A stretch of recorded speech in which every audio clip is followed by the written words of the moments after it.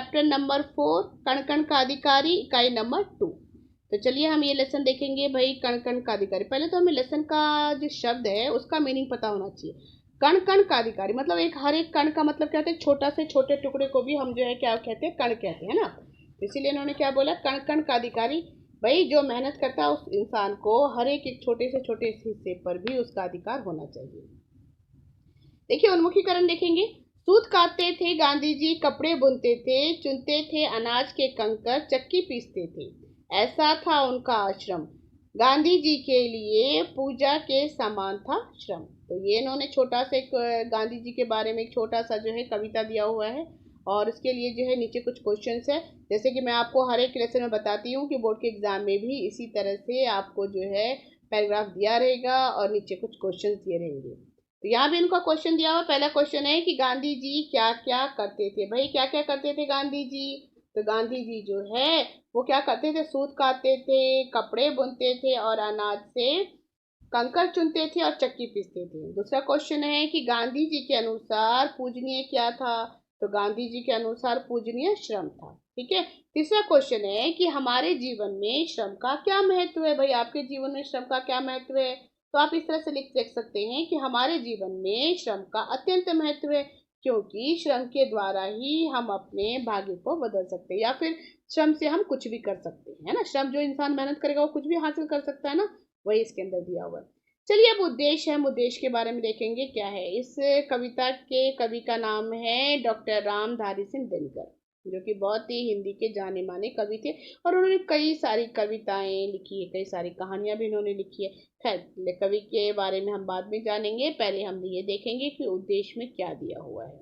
यह पाठ छात्रों को सामाजिक काव्य सृजन की प्रेरणा देते हुए समाज कल्याण और उदारता की भावना का विकास कराता है। ये जो लेसन है, इस लेसन में आपको ये बताया गया है कि भाई बच्चों को जो किस तरह से काव्य का सृजन करना चाहिए, किस तरह से कविताएं लिखनी चाहिए, समाज का कल्याण कैसे हो सकना होगा, या समाज की भलाई किस तरह से होगी, उसकी उसका विकास कैसे होगा, ये इसमें दिया हुआ है। अपने श्रम का महत्व, साथ ही साथ उन्होंने ये भी बताया कि भाई श्रम यानी कि मेहनत का क्या महत्व है। मेहनत ही सफलता की कुंजी। ये लाइन बहुत इंपॉर्टेंट है भाई, मेहनत ही सफलता की कुंजी है, यानी कि मेहनत ही सफलता की कुंजी है। जो इंसान मेहनत करेगा वो दुनिया में कुछ भी कर सकता है। मेहनत करने वालों की कभी भी हार नहीं होती। ये भी बिल्कुल सही बात है बच्चों, जो इंसान मेहनत करता है ना उसकी कभी भी हार नहीं होती, वह हमेशा ही सफल होता है। जो इंसान मेहनत करता है वो हमेशा ही सफल होता है, क्योंकि काल्पनिक जगत को साकार रूप देने वाला है वही है श्रम करने वाला ही कण कण का अधिकारी। काल्पनिक जगत यानी कि पहले हम कोई भी चीज की कल्पना करते हैं ना, फिर हम क्या करते हैं, उस कल्पना को साकार करने के लिए वास्तविकता जाने हम मेहनत करते हैं, तभी हमारी कल्पना जो है वो वास्तविकता में साकार होती है। विधा विशेष, इस पाठ की विधा कविता है। हम कम शब्दों में अधिक से अधिक भाव प्रकट करने की क्षमता इसमें निहित है, यानी कि थोड़े से शब्दों में ज्यादा से ज्यादा जो है इस कविता में भाव को प्रकट किया गया है। चलिए भाई देखेंगे डॉक्टर रामधारी सिंह दिनकर का कवि परिचय। डॉक्टर रामधारी सिंह दिनकर हिंदी के प्रसिद्ध कवियों में से एक है। भाई डॉक्टर रामधारी सिंह दिनकर जो थे वो बहुत ही फेमस कवि थे। उनका जन्म सन 1908 में यानी कि 1908 में बिहार के मुंगेर में हुआ था, तथा उनका निधन यानी कि उनकी मृत्यु कब हुई थी, 1974 में। उन्हें हिंदी का राष्ट्र कवि कहा जाता है। भाई डॉक्टर रामधारी सिंह दिनकर को जो है वो हिंदी के राष्ट्र कवि कहते थे, क्योंकि बहुत सारी आज़ादी के टाइम में ना उन्होंने बहुत सारी राष्ट्र के बारे में कविताएं लिखी थी, आज़ादी के बारे में बहुत सारी कविताएं लिखी थी, इसलिए उन्हें जो है राष्ट्र कवि भी कहा जाता है। उर्वशी कृति के लिए इन्हें ज्ञानपीठ पुरस्कार से सम्मानित किया गया। इनकी बहुत ही फेमस रचनाएं थी उर्वशी, उसके लिए उन्हें जो है ज्ञानपीठ पुरस्कार से उनको सम्मानित किया गया था। किसको? डॉक्टर रामधारी सिंह दिनकर को। रेणुका, कुरुक्षेत्र, रसीमरथी, परशुराम की प्रतीक्षा, रसवंती आदि इनकी प्रमुख रचनाएं थी। ये जो थे वो डॉक्टर रामधारी सिंह दिनकर की बहुत ही प्रसिद्ध रचनाएं थी।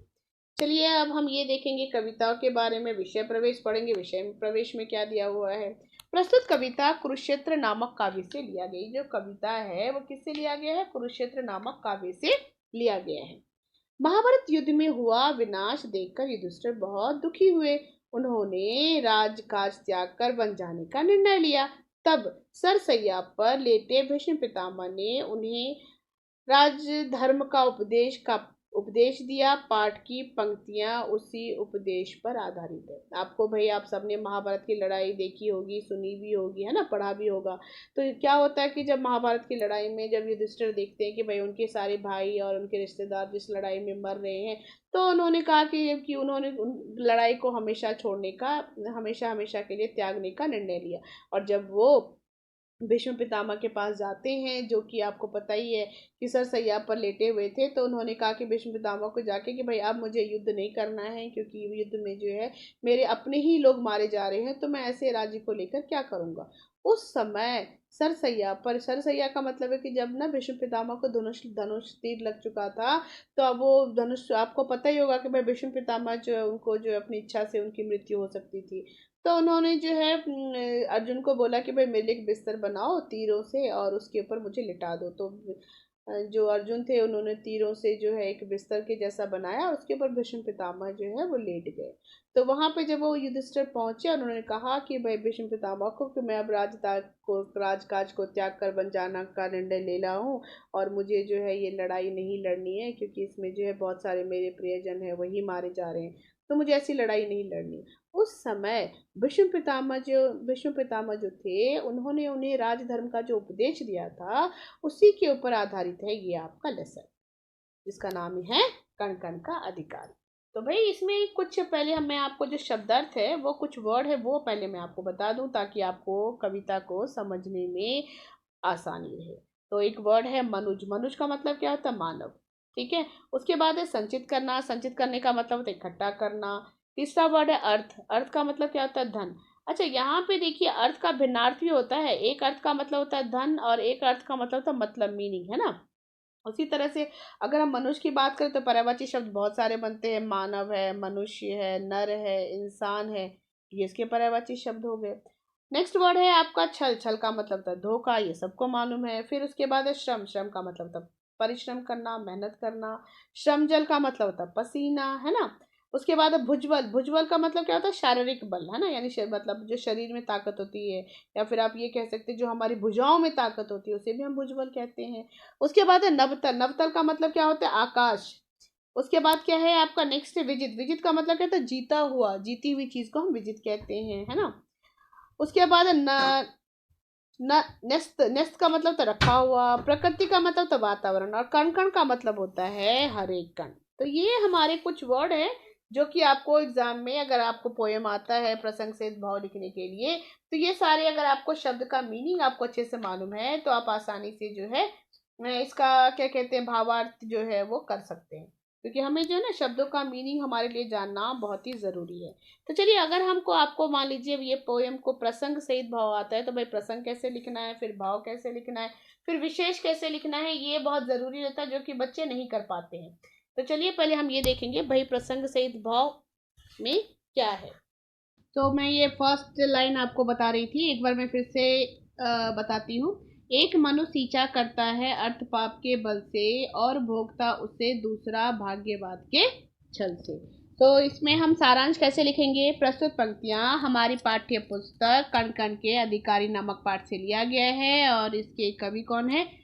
इसके कवि है डॉक्टर रामधारी सिंह दिनकर। ठीक है। तो ये है इसका प्रसंग। और उसके बाद इसमें आता है भाव। तो चलिए हम इसको एक बार भाव देखेंगे। कवि कहता है कि एक मनुष्य सींचा करता, एक मनुष्य जो है वो मेहनत करके धन कमाता है ना। और दूसरा मनुष्य जो है उसको जो है भाग्य के सहारे भोगता है, और भोगता उसे दूसरा भाग्यवाद के छल से। दूसरा व्यक्ति जो है उसको जो है धोखे से उस धन को छीन के, और उस धन को छीन के पाता है, और वो कहता है कि ये मेरी किस्मत है। एक बार इस लाइन को हम फिर से देखेंगे। तो कैसे देखेंगे? देखिए, प्रस्तुत पंक्तियां हमारी पाठ्य पुस्तक कण कण के अधिकारी नामक पाठ से लिया गया है। इसके कवि डॉक्टर रामधारी सिंह दिनकर है। इस कविता में कवि ने मेहनत के बारे में बात किया है। या फिर हम ऐसे भी लिख सकते हैं कि महाभारत के युद्ध के समय भीष्म पितामह ने इस प्रकार कहते हैं। ठीक है। तो इसमें भाव में क्या लिखेंगे कि एक मनुष्य जो है वो पाप के बल से धन को जमा करता है, दूसरा व्यक्ति जो है भाग्य के सहारे उस धन को भोगता है। वो क्या कहता है कि ये जो है ये मेरा है, तो हमेशा यहाँ पे कवि ये बताने की कोशिश कर रहा है कि मेहनत जो व्यक्ति करता है वही जो है उस धन का सच्चा हकदार होता है। दूसरा लाइन देखिए, नर समाज का भाग्य एक है, वह है श्रम, वह है भुजबल, जिसके सम्मुख झुकी हुई पृथ्वी विनित नवतल। तो सेम वैसे ही रहेगा इसका प्रसंग, फिर से हम वैसे लिखेंगे कि प्रस्तुत पंक्तियां हमारी पाठ्य पुस्तक कण कण के अधिकारी नामक पाठ से लिया गया है। इसके कवि जो है डॉक्टर रामधारी सिंह दिनकर है। इस कविता में कवि ने श्रम के बारे में बताया है। ठीक है, तो चलिए लाइन देखिए, नर समाज का भाग्य एक है। भाई मनुष्य का भाग्य क्या है? एक है। वो क्या है? श्रम। जो इंसान मेहनत करता है, मेहनत ही सबसे बड़ा भाग्य है। वह है श्रम, वह है भुजबल। तो नर समाज का भाग्य क्या है? श्रम है और भुजबल है। जिसके सम्मुख झुकी है पृथ्वी नवतल, जिसके सामने जो है, श्रम के सामने जो है पृथ्वी भी झुकती है। पृथ्वी और आकाश दोनों ही झुकता है। मतलब ये है कि जो इंसान मेहनत करता है वो कोई भी असंभव से असंभव कार्य भी कर सकता है। यानी कि मेहनत करने वाला इंसान कुछ भी कर सकता है। ठीक है, तो चलिए नेक्स्ट है, जिसने श्रम जल दिया उसे पीछे मत रहने, जिसने श्रम जल दिया उसे पीछे मत रह जाने दो, विजित प्रकृति से पहले उसको सुख पाने दो। तो ठीक लाइन हम वैसे ही लिखेंगे कि प्रस्तुत पंक्तियां हमारी पाठ्य पुस्तक कण कण के अधिकारी नामक पाठ से लिया गया है। इसके कवि डॉक्टर रामधारी सिंह दिनकर है और ये कुरुक्षेत्र से लिया गया है। ठीक है, इस तरह से भी आप एक लाइन इसमें ऐड कर सकते हैं। तो कवि कहते हैं कि जिसने तुम्हें श्रम करने वालों को कभी भी सुख से वंचित नहीं करना चाहिए, है ना। जिसने भी तुमको सुख दिया है उसे कभी भी उससे अलग मत रखो। जो पसीना बहाकर श्रम करता है उसे पीछे मत रहने दो, पहले सुख पाने दो, वही सुख भोगने का सच्चा अधिकारी है। एक बार फिर से इस लाइन को देखिए, जिसने श्रम जल दिया है उसे पीछे मत रहने दो। कभी कहते हैं कि जिसने तुमको श्रम और जल दिया है उसे पीछे मत रहने दो, उसे भी सुख पाने दो, है ना। विजित प्रकृति से पहले जो है उसको भी उसका सुख मिलना चाहिए। यानी कि जिसने पसीना बहाकर, जो श्रमिक है, किसान है, जिसने आपको खाना पानी दिया है उसे भी उसके सुख पाने का अधिकार है, उसको भी उसका हक मिलना चाहिए। असल में देखा जाए तो सच्चा अधिकारी जो है वही है। जो न्याय संगत प्रकृति में है वह मनुज मात्र का धन है, धर्मराज उसके कण कण का, अधिकारी जन जन का। तो फिर ये हम इस लाइन को एक बार देखेंगे कि प्रस्तुत पंक्तियां हमारी पाठ्य पुस्तक किससे लिया गया है?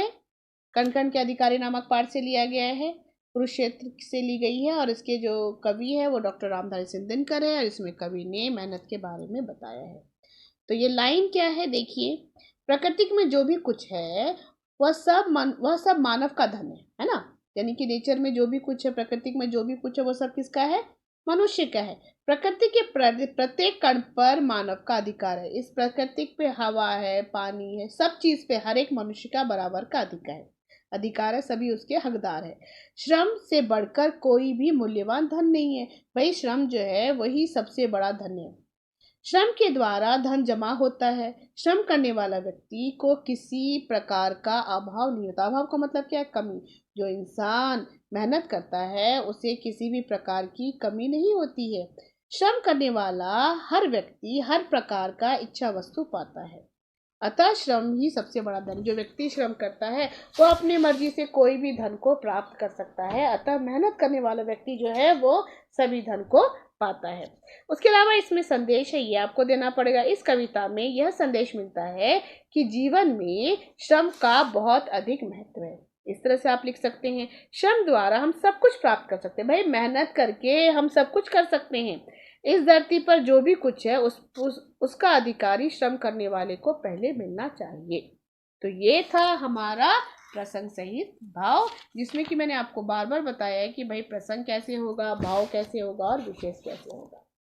तो मैं उम्मीद करती हूँ कि शायद आपको ये पोयम जो है वो अच्छी तरीके से समझ में आ गया होगा।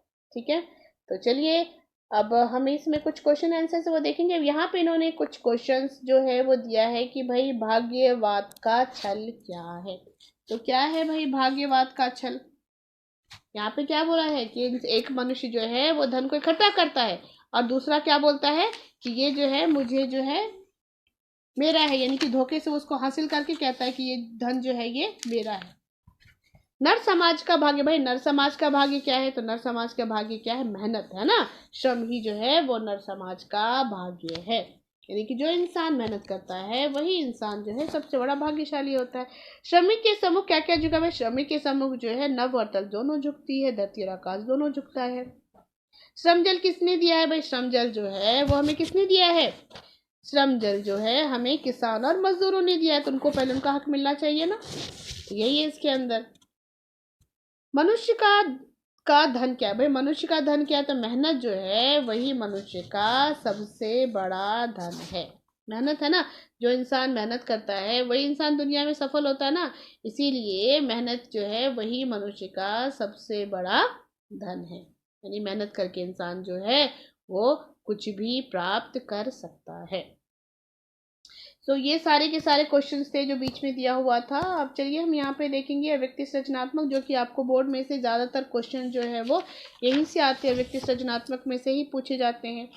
तो ये भी क्वेश्चंस आप एक बार देख लीजिए कि भाई इस क्वेश्चंस में किस तरह से आपको दिया हुआ है क्वेश्चंस के आंसर। तो पहला क्वेश्चन है, यहाँ पे इन्होंने पहला क्वेश्चन दिया हुआ है कि कवि मेहनत करने वालों को सदा आगे रखने की बात क्यों कर रहा है? भाई कवि जो है, जो मेहनत करते हैं, कवि ने ऐसा क्यों बोला है कि भाई मेहनत करने वाले को हमेशा आगे रखना चाहिए? कवि मेहनत करने वालों को सदा आगे रखने की बात क्यों कर रहा है? तो देखिए इसका आंसर क्या होगा। कवि मेहनत करने वालों को सदा आगे रखने की बात इसलिए कर रहे हैं क्योंकि श्रम करने वाले को सुख से वंचित, यानी कि वंचित का मतलब क्या होता है? दूर, सुख से दूर नहीं करना चाहिए। जो व्यक्ति पसीना बहाकर यानी कि मेहनत करके मेहनत करता है उसे सदा आगे रखना चाहिए, उसे जो है हमेशा हमें आगे रखना चाहिए, क्योंकि परिश्रमी व्यक्ति ही सुख पाने का, सुख भोगने का प्रथम हकदार। जो व्यक्ति मेहनत करता है वही सुख भोगने का पहला हकदार, पहला हक जो है उसे ही मिलना चाहिए। दूसरा क्वेश्चन है कि कवि ने मजदूरों के अधिकारों का वर्णन कैसे किया अपने शब्दों में? तो भाई ये पोयम में दिया हुआ है, तो उस तरह से आप उसका जो है सारांश में से आप ये ले सकते हैं। भाई किस तरह से जो है मजदूर मेहनत करते हैं और उनको जो है उनका हक, जो भी मजदूर मेहनत करता है उनको उनका हक तो हमेशा मिलना ही चाहिए ना, इसीलिए उन्होंने कहा है। तो चलिए एक बार फिर से हम ये भी लाइन एक बार देख लेते हैं, कवि ने मजदूरों के अधिकारों का वर्णन कैसे किया है। मैं को हर एक क्वेश्चन का आंसर इसलिए बता रही हूँ क्योंकि आप बार बार बोलते हैं कि क्वेश्चन के आंसर आपको नहीं बताया गया है, तो मैं इसलिए भी सारे क्वेश्चन के आंसर जो है आपको दे रही हूँ। इस कविता में कवि ने मजदूरों के अधिकारों का वर्णन करते हुए ओजपूर्ण और प्रेरणादायक तरीके से बताया। ओजपूर्ण का मतलब बहुत ही प्रेरणा देकर बताया कि भाई जो इंसान मेहनत करता है उसे उसके अधिकार का, उसको जो है उसके मेहनत का फल मिलना ही चाहिए। कवि के अनुसार संसार की प्रत्येक वस्तु का सुख पाने का अधिकारी जो है मजदूर को होना चाहिए। भाई मजदूर मेहनत करते हैं तभी तो वो चीज़ हमारे पास आती है ना, तो इसीलिए उन्होंने क्या बोला है कि हर एक चीज़ का जो है मेहनत का हक जो है पहले मजदूर को मिलना चाहिए, क्योंकि काल्पनिक जगत को साकार रूप देने वाला मजदूर है। जो भी हम इमेजिनेशन क्रिएट करते हैं उसको रियल में लाने वाले कौन होते हैं? वो मजदूर होते हैं, वो लेबर ही होता है। वह श्रम करता है, वो पसीना बहाता है। मजदूर जो है श्रम करता है, मेहनत करता है, पसीना बहाता है और अपने श्रम के द्वारा प्रकृति को अपने वश में कर कर उस पर विजय पाता है। यानी कि ये मजदूर जो है वो प्रकृति में जो है जो भी चीजें हैं उसको वह मेहनत करके उसको बनाता है और फिर उस पर विजय प्राप्त करता है। श्रम करने वाले के सम्मुख में यानी कि सामने धरती और आकाश दोनों झुकती है, यानी कि जो व्यक्ति मेहनत करता है उसके लिए कुछ भी कार्य असंभव नहीं होता, सब कुछ वो संभव कर सकता है। संसार में सबसे श्रेष्ठ धन श्रम है। संसार में अगर सबसे बड़ा धन क्या है? वो है श्रम। संसार के प्रत्येक सुख का प्रथम अधिकारी श्रमिक ही है। अगर संसार की बात करें तो जितना भी सुख है उसका पहला हक जो है वो मजदूर को, किसानों को मिलना चाहिए, ना कि भाग्यवाद को। ना कि भाग्यवाद को यानी कि मेहनत किसी और ने किया और कोई धोखे से उसको ले लेता, कहता है ये मेरा भाग्य। नहीं, किसको मिलना चाहिए? श्रमिकों को मिलना चाहिए, जो वास्तव में मेहनत करता है। अतः हमें श्रम का मूल्य समझकर उसके अधिकारों को उससे वंचित नहीं कर देना चाहिए। ऐसा हमें उसके मूल्यों को समझना चाहिए और उसके अधिकारों से हमें उसको दूर नहीं रखना चाहिए। दूसरा है श्रम का महत्व पर निबंध लिखिए। भाई आपको निबंध लिखना है तो आप इसका सारांश देख के भी आप इसका निबंध बना सकते हैं। नर समाज का भाग एक है, वह है श्रम, वह है भुजबल। जीवन की सफलता का मार्ग मार्ग श्रम है अपने विचार। भाई जीवन की सफलता का मार्ग जो है वो बिल्कुल सही बात है, वो श्रम है। श्रम करने वाला इंसान जो है वो अपनी जिंदगी में सफल हो सकता है और अपने जिंदगी में जो है, जीवन में जो है वो आगे से आगे बढ़ सकता है। तो आप इस तरह से सारे क्वेश्चन के आंसर जो है वो दे सकते हैं। अब हम बात करेंगे भाषा की बात। तो भाषा की बात में यहाँ पे पर्यायवाची शब्द दिया हुआ है। पहला है जन। तो भाई जन का होता है मानव, मनुष्य, नर, आदमी, इस तरह से लिख सकते हैं। दूसरा है पृथ्वी। तो पृथ्वी का होगा भूमि, धरती, भू, धरा, जमीन, है ना, इस तरह से लिख सकते हैं। तीसरा है धन। तो धन का होगा बच्चों संपत्ति, पूंजी, अर्थ, है ना, ये होगा। उसके अलावा हम आएंगे विलोम शब्द पे। तो यहाँ पे विलोम शब्द दिया हुआ है। पाप का होगा पुण्य, सुख का है दुख, और भाग्य का निर्भाग्य। कई बार भाग्य का दुर्भाग्य भी होता है, तो भाई भाग्य का दुर्भाग्य भी आप लिख सकते हैं। उसके अलावा है पुनरुक्ति शब्दों का वाक्य में प्रयोग की। जो पुनरुक्ति शब्द आपको पता ही है, जो शब्द बार बार रिपीट करते हैं उसको हम पुनरुक्ति शब्द कहते हैं। तो भाई बोर्ड के एग्जाम में इसके वाक्य तो नहीं आते हैं, सीधा पुनरुक्ति शब्द ही आएगा। दूसरा है आपको यहाँ पे दूसरा क्या दिया हुआ है, वचन बदलिए। मजदूर मेहनत करता है, तो मजदूर मेहनत करते हैं। उसके बाद आपका आता है भाववाचक संज्ञा। तो यहाँ पे भाववाचक संज्ञा क्या बनेगा, मनुष्य क्या हो जाएगा, मनुष्यता, और मजदूर का हो जाएगा मजदूरी। तो ये थे आपके कुछ ग्रामर। उसके बाद आप नीचे आ जाइए, यहाँ पे दिया हुआ संधि विच्छेद। तो संधि विच्छेद में पहला शब्द दिया हुआ यद्यपि। तो यद्यपि का क्या होगा, यदि प्लस अपि, यदि प्लस अपि, यद्यपि। दूसरा ये यण संधि स्वर का। दूसरा दिया पर्यावरण, तो परि प्लस आवरण, और ये भी यण संधि है। उसके बाद हम बात करेंगे समास की। तो यहाँ पे दिया हुआ श्रम जल। तो भाई श्रम जल जो है ये कौन सा समास है, ये पहले विग्रह करके देखेंगे। तो विग्रह में क्या होगा, श्रम का जल, तो ये तत्पुरुष समास है। नवतल, तो नव और तल, तो ये द्वंद्व समास है। भुजबल, भुज का वल, ये भी तत्पुरुष समास है। ठीक है, अब हम बात करेंगे उपसर्ग का। तो देखिए यहाँ पे उपसर्ग दिया हुआ है, जैसे कि यहाँ पे दिया अभाग्य में अ उपसर्ग है, ये आपको अच्छे से पता है। दुर्भाग्य में दुर उपसर्ग है। सुभाग्य में सुभाग्य में सु उपसर्ग है, तो ये भी आपको समझ में आ गया। अब इसमें और क्या उपसर्ग हो गया। दूसरा आपको यहाँ पे दिया हुआ है बच्चों प्रत्यय। तो यहाँ पे देखिए पहला शब्द दिया हुआ है प्रकृति, प्राकृतिक। तो इसमें प्रत्यय क्या होगा, इक। आपको इक के बारे में, प्रत्यय के बारे में पता है। उपसर्ग जो है शब्द के आगे लगता है, मीनिंग बदलता है। प्रत्यय जो है वो शब्द के पीछे लग के मीनिंग चेंज करता है। तो प्राकृतिक में क्या है, इक। उसके बाद नेक्स्ट वर्ड क्या है, अधिकारी। तो ई हो जाएगा अधिकारी में। भाग्य वान, तो वान हो जाएगा प्रत्यय, तो ये हो गया प्रत्यय। नेक्स्ट आपका है लिंग बदलकर वाक्य लिखिए। तो भाई वाक्य तो नहीं आता, मैं पहले ही आपको बोल चुकी हूँ, फिर भी हम एक बार सेंटेंस देखेंगे। पुरुष श्रमिक के रूप में मेहनत करते हैं, तो क्या हो जाएगा, स्त्रियां श्रमिक के रूप में मेहनत करती है, ये हो गया। उसके बाद यहाँ पे आपको दिया हुआ है पद परिचय। तो यहाँ पे देखिए पद परिचय में एक मनुष्य सींचा करता है अर्थ पाप के बल से। इसमें इन्होंने कहा पद परिचय, यानी कि जो शब्द को अंडरलाइन किया हुआ वो बताना है कि भाई वो शब्द क्या क्या है। तो एक जो है वो संख्यावाचक है और विशेषण है, और दूसरा है और भोक्ता उसे, दूसरा भाग्यवाद के छल से, और क्या है, और जो है वो समुच्चय बोधक है। तो बच्चों ये पूरा का पूरा लेसन में, जिसमें कि मैंने आपको लेसन में कवि परिचय बताया है, क्वेश्चन आंसर्स बताया है, भाषा की बात, ग्रामर पूरा एक्सप्लेन करके दिया है, शब्दार्थ पूरा बता दिया है। उम्मीद करती हूँ कि मैं आपको ये लेसन बहुत अच्छे से समझ में आ गया होगा, और ज़्यादा से ज़्यादा आप इस लेसन को पढ़िए। एक बार 2-3 बार आप ज़रूर सुनिए। एग्ज़ाम्स के वक्त भी, आप जब भी एग्ज़ाम देने जाते हैं और अगर ये लेसन आता है तो आप 1-2 बार सुन लीजिए, ताकि क्वेश्चंस का आंसर लिखना आपके लिए बहुत ईजी हो जाए। और अगर कुछ नहीं समझ में आ रहा है तो आप कमेंट सेक्शन में लिखिए। 2-3 बार अगर आप लेसन को सुनते हैं तो मैं उम्मीद करूँगी कि शायद आपको ये लेसन बहुत अच्छी तरीके से समझ में आ जाएगा। ओके बच्चों, बाय।